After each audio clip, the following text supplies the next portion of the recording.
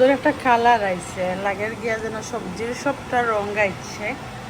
এটা লাগে আমার ছোটো মাছের চরচড়ি, আর এখানে আমার বরবটি রৌ মাছ দিয়া। সো এখানে আমার ছোটো মাছের চরচড়ি, খুব সুন্দর একটা কালার। নামাইবার আগে ধনিয়া পাতা দিয়ে গার্নিশ দিন, মাশাআল্লাহ। আর এখন হইল গিয়া পারফেক্ট রান্না আর পারফেক্ট কালার। কারণ ধনিয়া পাতা ছাড়া এই ফ্লেভার রয়েছে না অত সময়, দেওয়ার পরে এখন খুব সুন্দর একটা ফ্লেভার আইছে।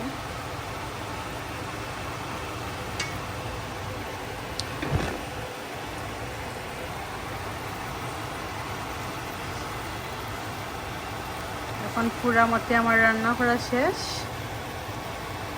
রান্নার পরে এখন খাওয়ার পালা।